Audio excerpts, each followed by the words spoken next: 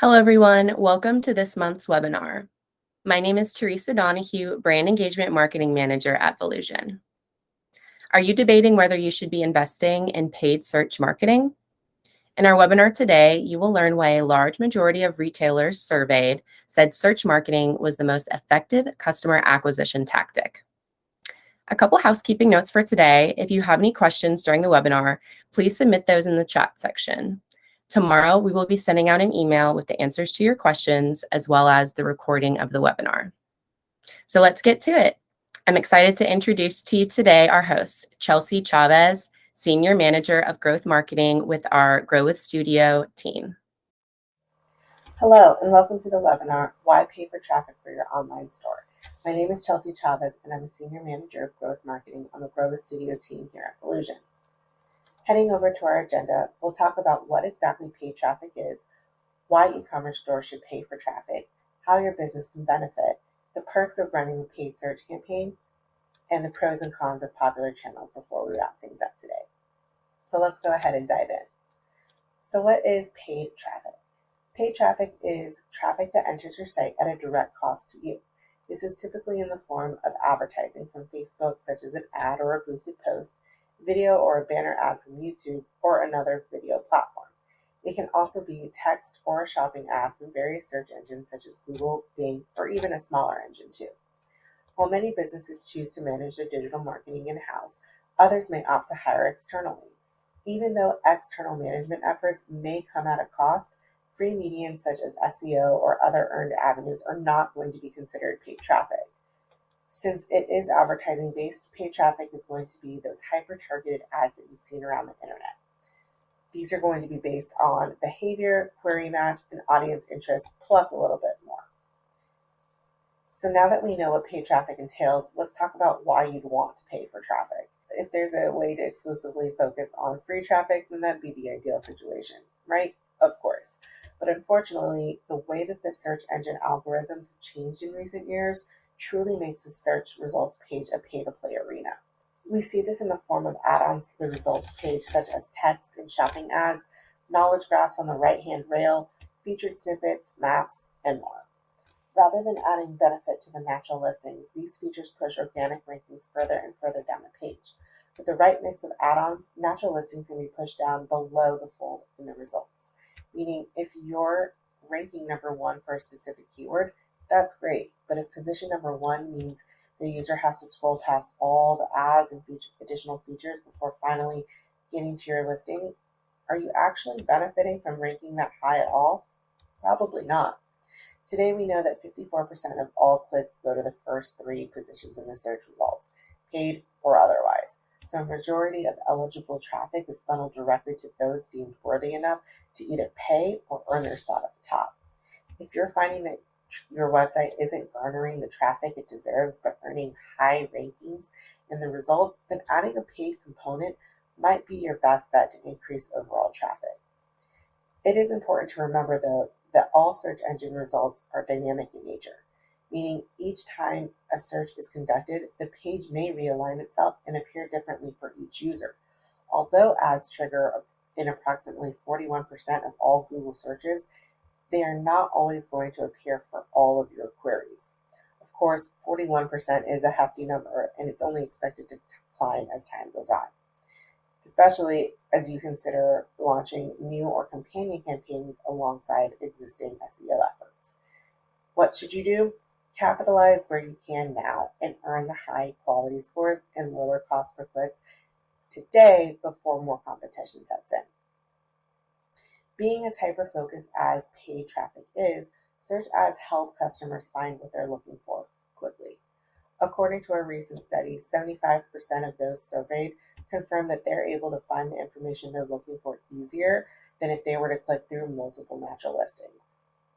As mentioned earlier, combining paid and organic efforts can help increase traffic to your site. Some business owners often feel that paid traffic can take away from their organic traffic.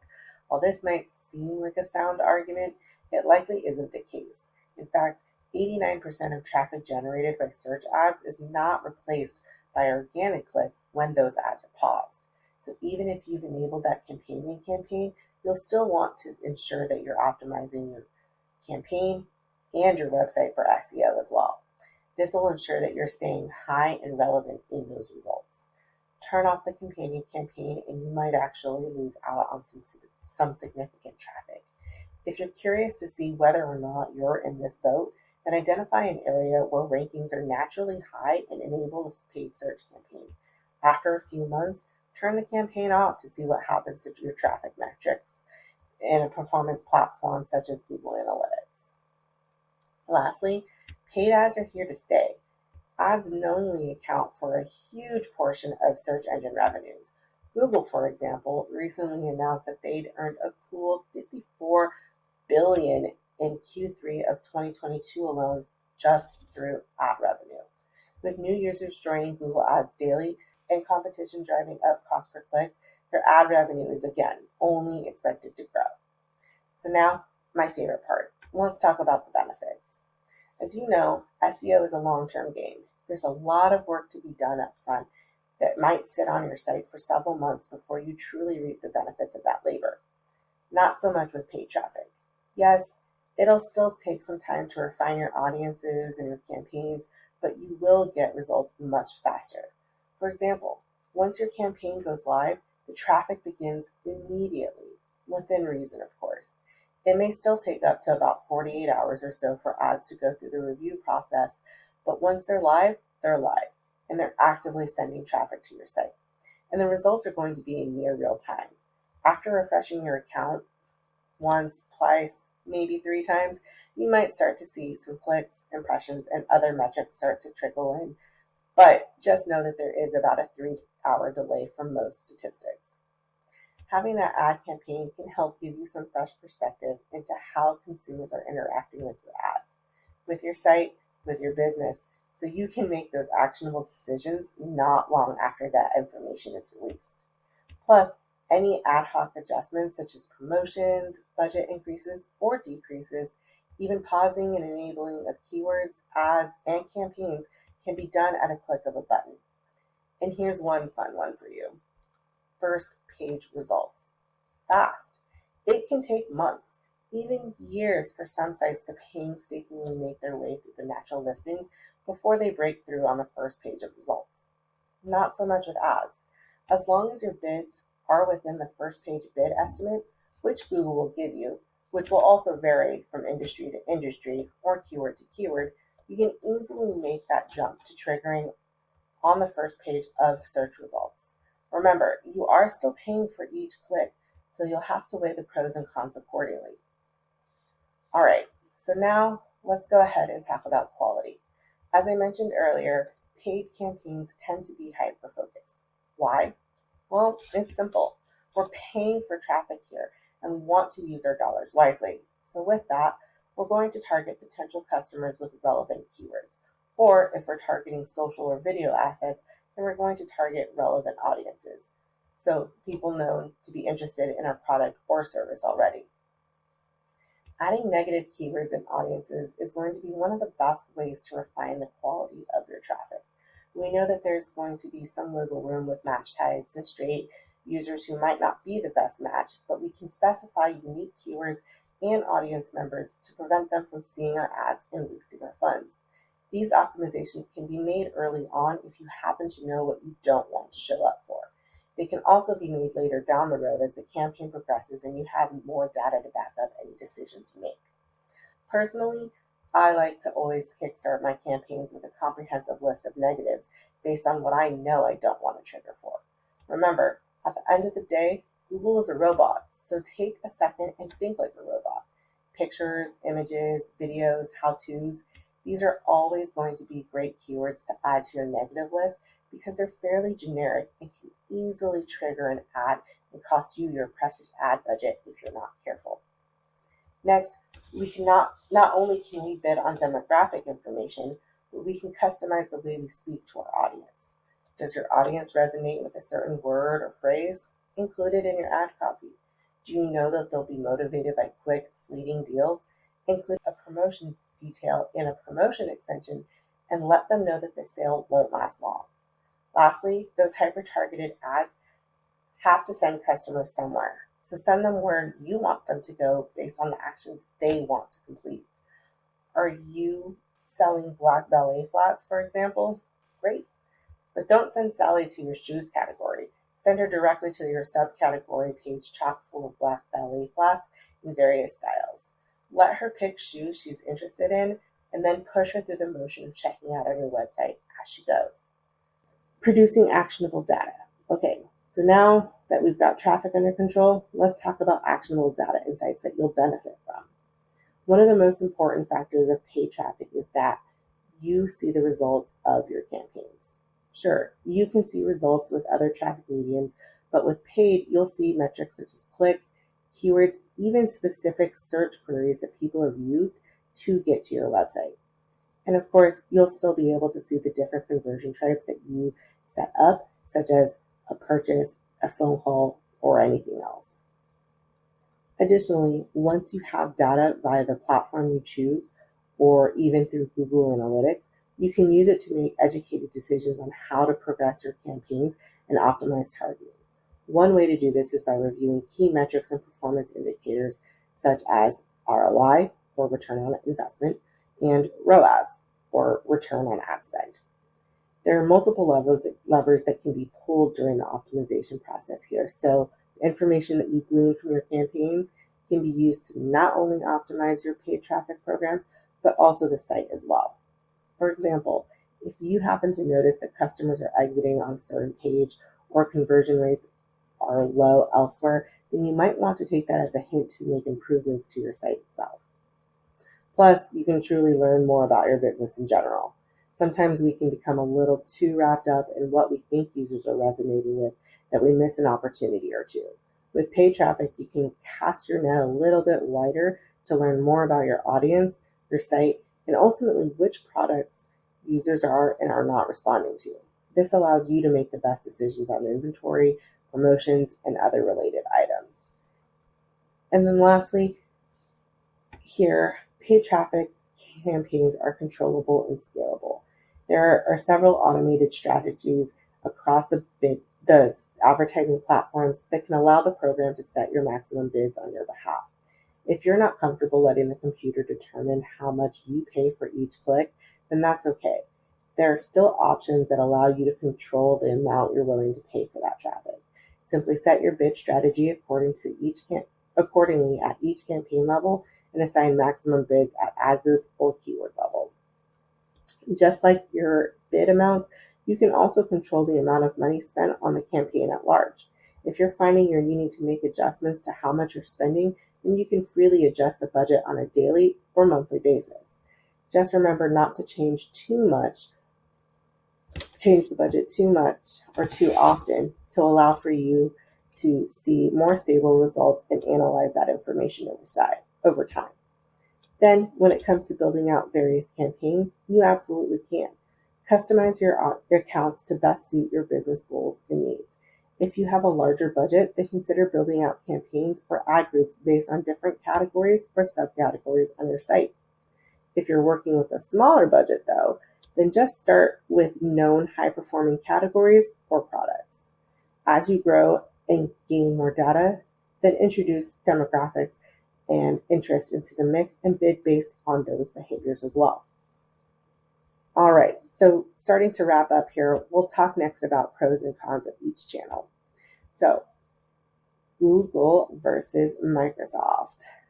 When it comes down to it, these two are going to be the two kings of traffic. Both have their own pay-per-click platforms, Google Ads and Microsoft Advertising. When it comes to Google Ads, though, Google is more widely recognized as the king. It has the larger reach of the two, but it's definitely more competition, which can drive up the cost per click and lower the amount of impression shares that your ads may receive. But then again, Google does have one of the larger display networks with more than 2 million websites, videos, and apps where your ads can appear. Microsoft, on the other hand, is going to primarily show your ads on search engines such as Bing, Yahoo, and AOL. Remember them? With less overall competition, they do tend to have a lower cost per click. So if you're looking to save a bit, then you might want to consider advertising here. One thing to note, however, is that Bing does tend to have a smaller market. But one thing we know is that while the market is smaller, it's a bit older and a bit more affluent. So those that advertise here do tend to see higher conversion rates. Google Shopping versus Amazon. These are going to be the two top dogs in shopping. So first off, let's address one thing. Google Shopping is still on Google Search. Shopping ads can trigger on the first page of results, but they can also appear alongside free listings on the Google Shopping tab as well. Google Shopping listings consist of three major components: product image, price, and promotions, meaning the user is going to have a lot of information about your product right up front. This means less clicks and often higher conversion rates. But because it's a Google product, it also links seamlessly into your Google Analytics account. Just know, however, that like most advertising platforms, it does have quite a few product category restrictions. So you might not be able to sell your entire inventory through this channel if you have some high-risk products. And just like Google, Amazon also has some product restrictions as well. But they do tend to be a little bit more lenient. So make sure that you're looking into both of the restrictions for product details if you're considering either of those mediums. One thing we know about Amazon is that people come ready to purchase quickly rather than taking their time researching and eventually coming back later to buy. Like Google, audience segments are available here as well. You can discover unique audiences that might not be available in a Google Ads account and use them to effectively target your audience. One thing to remember, though, is that Google Shopping will direct users to check out on your site, while Amazon purchases are completed on Amazon.com. This means that you'll never get a true indication of website traffic or performance, but you will move inventory. One thing to know about Amazon, though, the fees. There are quite a bit of fees associated with Amazon: seller fees, product fees, cost per clicks, and more. Make sure that you're also thoroughly researching to see how much you'll spend in fees to advertise on Amazon. Facebook and Instagram. These are undoubtedly two of the most popular social channels out there. Even though they're both owned by Meta these days, the two platforms still have a lot of different callouts between the two. Facebook is a fantastic branding tool with unique demographic targeting. Targeting here includes custom and lookalike audiences, among a few others. While some platforms like Google are doing away with lookalike audiences, Facebook really has excelled in this area. They actively identify user profiles and interactions that are closely in line with their current audience's behavior. Again, based on how you determine those audiences are defined. While video has become more popular in recent years, Facebook ads are still widely image-centric. Ads such as carousels and collections can entice prospective buyers and will help move your products quickly. Instagram, on the other hand, now prioritizes video ads and content over images. In a non-stop scrolling environment, this has seen some great success. High click-through rates and view-through rates are seen on the platform as users scroll through their continuous news feeds. Users with high-quality video content typically see favorable results here, although direct conversions may lag slightly compared to other channels simply due to the on-the-go mobile nature of the app. One slip of the thumb and your user might have triggered the whole feed to recalibrate and miss out on clicking your profile before moving on to the next ad or post. And that's it. Thank you so much for joining me today as we explored why you should pay for traffic. Learn how Grow a Studio, Volusion's in-house marketing agency, can help you. From paid traffic to organic traffic, our team has a solution to help drive more revenue to your store. Visit us at growastudio.com or email our team directly at marketing@volusion.com. Thanks, Chelsea. Keep an eye out for that email tomorrow, which will include today's webinar recording as well as answers to your questions. If you'd like to learn more about our in-house marketing agency, Grow a Studio, and how they can help boost your revenue, please visit growwithstudio.com or email us at marketing@volusion.com. We hope you enjoyed today's webinar. Have a great rest of your day.